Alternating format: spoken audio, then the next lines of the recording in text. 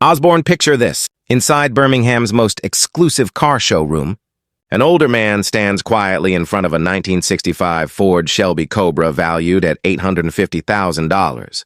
Wearing faded jeans, a plain black t-shirt, and messy hair, he doesn't look like someone who could purchase such a rare vehicle. The gallery owner tries to guide him toward the exit while other shoppers give dismissive looks. Yet the moment this man's identity becomes known, the room will fall silent and a memorable chapter in Birmingham's classic car scene will be written. Because sometimes extraordinary stories come from the most ordinary-looking people. On a chilly morning in March 2019, Heritage Classic Cars Gallery prepared to welcome Birmingham's most influential buyers. The owner, Marcus Wellington, 52 years old, educated at Eton, had 3 decades of experience selling luxury cars and believed he could judge a client's value at first sight. The gallery featured mahogany-paneled walls, crystal chandeliers, and hand-finished Italian marble floors, the very definition of luxury. The polished blue 1965 Ford Shelby Cobra in the front window, marked at $850,000, was the highlight of the entire collection. Marcus sipped his morning coffee while giving instructions to his assistant, Jennifer. Only genuine collectors can afford that Shelby, Jennifer. Royal family members, well-known businessmen. We are saving it for serious clients of that level. Jennifer, a 28-year-old Birmingham University graduate, disliked Marcus's class-based thinking, but chose not to challenge him.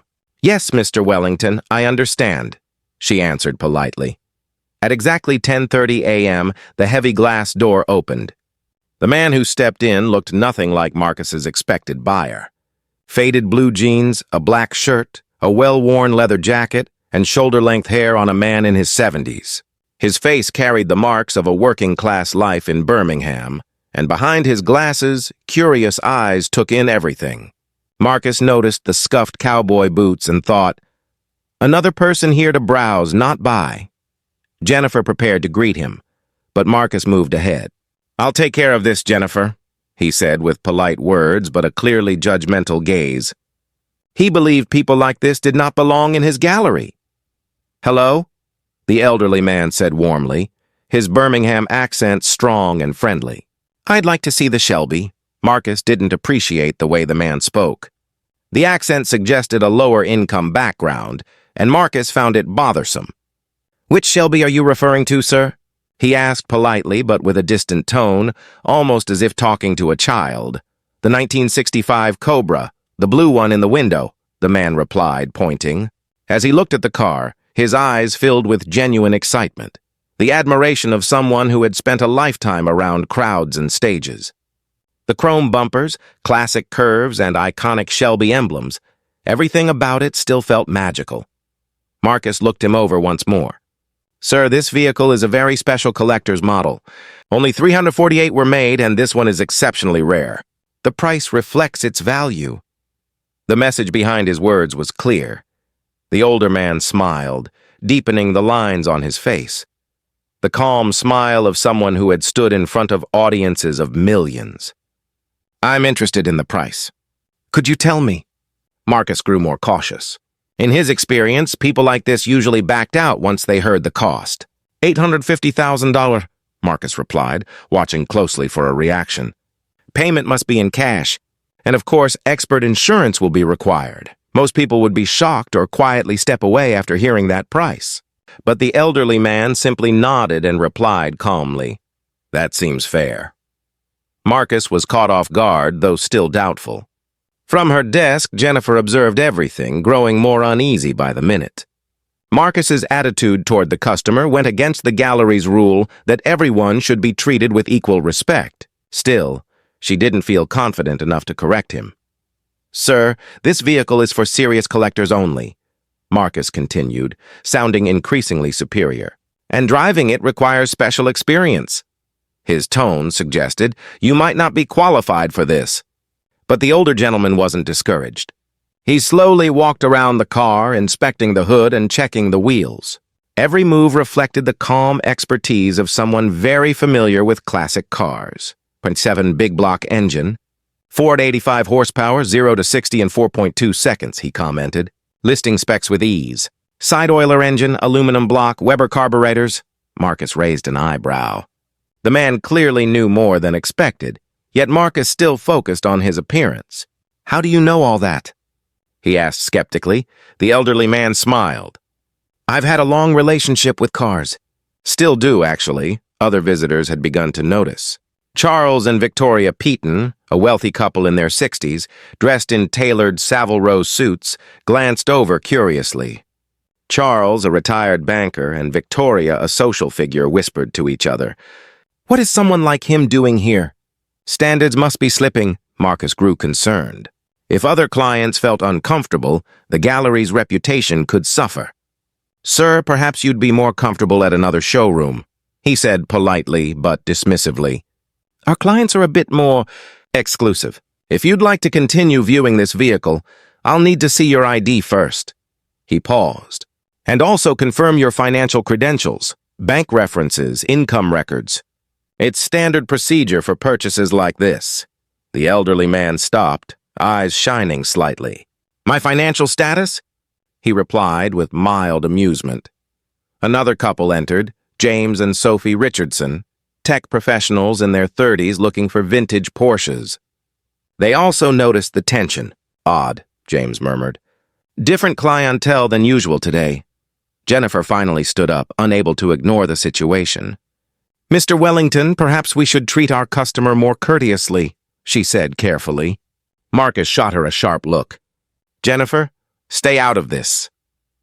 She sat down again, offering the elderly man a sympathetic glance. "Now then, sir," Marcus said, voice firm and authoritative. "This discussion has continued long enough. If you're genuinely a serious buyer, please return with the required documents. Otherwise, you may want to consider other dealerships. There are several places in Birmingham that offer more budget-friendly options." At that moment, the elderly gentleman slowly took out an aged leather wallet from his pocket. The wallet clearly showed years of use, but what he pulled from it caught everyone off guard.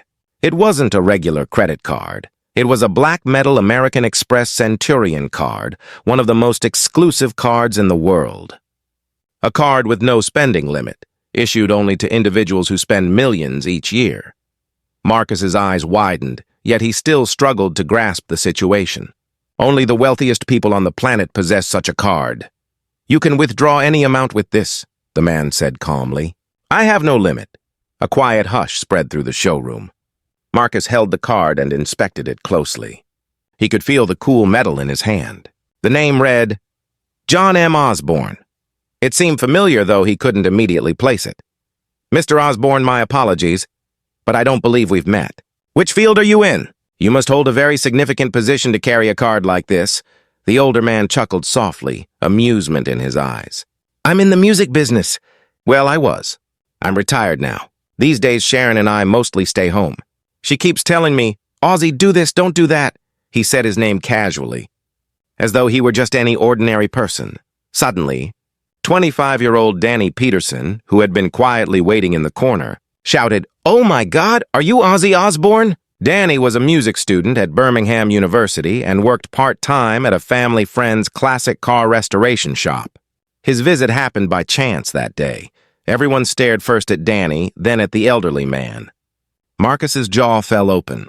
Standing before them was a rock music icon, the legendary frontman of Black Sabbath, often called the godfather of heavy metal, Ozzy Osbourne. "Yes, son, that's me," Ozzy replied with a friendly smile toward Danny. It was the calm confidence of someone who had spent more than 5 decades performing on stage.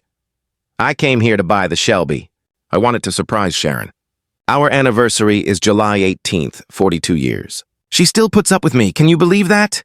Marcus was stunned. Moments earlier, he had dismissed a man whose career had shaped rock history. Over 100 million album sales, Grammy Awards, a Rock and Roll Hall of Fame induction, and he had nearly escorted this legend out the door. "Mr. Osbourne?" Marcus stuttered, face turning red. "I sincerely apologize. I didn't recognize you. It's an incredible honor to meet you." His voice revealed a mix of regret and shock. A wave of embarrassment mixed with panic spread across the room. Ozzy lifted his hand casually. "No worries, mate. I always dress like this," he said calmly. "Sharon always tells me, 'Ozzy, why don't you dress properly?' But I'm comfortable like this. I'm 70. I'm not trying to impress anyone anymore." Everyone in the showroom laughed, and the tension faded instantly. Danny walked over with excitement. "Mr. Osbourne, I grew up listening to Black Sabbath. The Paranoid album changed my life, especially Iron Man. That riff, those lyrics, unbelievable." Ozzy placed his hand on the young man's shoulder. "Thank you, son. When we recorded that in 1970, we had no idea it would leave such a mark. Tony Iommi's riffs, my vocals, most of it was spontaneous. We recorded it at Regent Sound Studios in 12 hours. Iron Man was really about the effects of nuclear war," he added, memories flickering in his eyes. "It was the Vietnam era. Young people were dying. The world felt like it was on fire. Music was our rebellion. And in that song, I was really expressing how it felt to be rejected and misunderstood." Danny listened. Amazed, Marcus, trying to regain composure, asked respectfully, "Mr. Osbourne, would you like to test drive the car?" But Ozzy gave a surprising answer. "Actually, I should call Sharon first. Big decisions like this, I always tell her. That's the biggest lesson I've learned in 42 years of marriage." Everyone smiled at his sincerity. Ozzy pulled out his phone. "Sharon, love, where are you?" Her voice came through clearly. The gallery was silent. "Ozzy, where have you disappeared now? I've been calling you all morning." Ozzy smiled like a child caught doing something small and harmless. "Just doing a bit of shopping. I have a surprise." "What surprise?" she asked, curious and warm. "You'll see when I'm home," he replied before ending the call. Jennifer finally stepped forward. "Mr. Osbourne, I apologize for not recognizing you. I studied musicology and wrote my thesis on the therapeutic effects of your music. But seeing you dressed like this, I wasn't sure." Ozzy looked genuinely surprised. "Really? Academic research about me? What did you find?" She relaxed. "I studied how your music helps people with PTSD. "You're absolutely right," Ozzy said, his tone serious. "I've received thousands of letters. People have told me our songs help them through their darkest days. One man even said he abandoned his suicide attempt while listening to Diary of a Madman." The atmosphere shifted. Everyone truly understood the power of his music. Charles Payton stepped forward. "Mr. Osbourne, I owe you an apology. I judged you unfairly." Ozzy rested a hand on his shoulder. "Don't worry, mate. When I was young in Birmingham, everyone judged me too. They'd say, 'This kid's headed to prison.' And honestly, they weren't wrong. I did end up there a few times. Everyone was shocked at his honesty. But here's the point. People can change." Marcus returned with trembling hands, holding the keys. "The car is ready for a test drive, sir." Ozzy's eyes sparkled. "I better be careful. If anything happens, I'll lose both the car and my marriage." Laughter filled the room. He slid into the Shelby. The leather was pristine. When the engine roared, the deep sound echoed through the showroom. "This sound is as beautiful as Tony Iommi's guitar distortion," he said proudly. During the drive, with Marcus beside him, Ozzy handled the car confidently.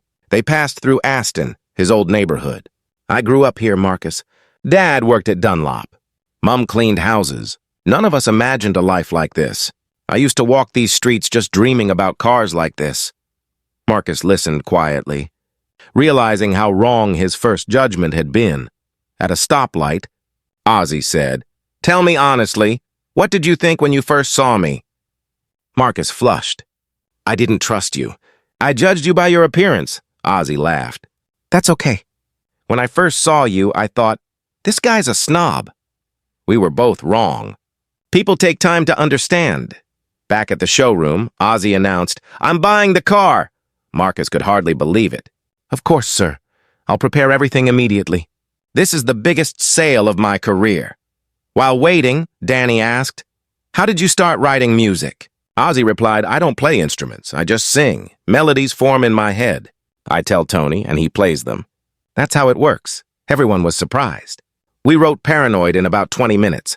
We finished recording early, the label wanted more. Tony came up with the riff, I wrote the lyrics. That song has supported us for 54 years. Jennifer was amazed." "That fast?" Best songs come naturally, Ozzy replied. Sophie asked, "Did you invent heavy metal?" Ozzy smiled humbly. "Our generation did, but not alone. Led Zeppelin, Deep Purple. We all came from Birmingham. The factories, machinery, metal sounds, they shaped our music." Marcus returned with the check.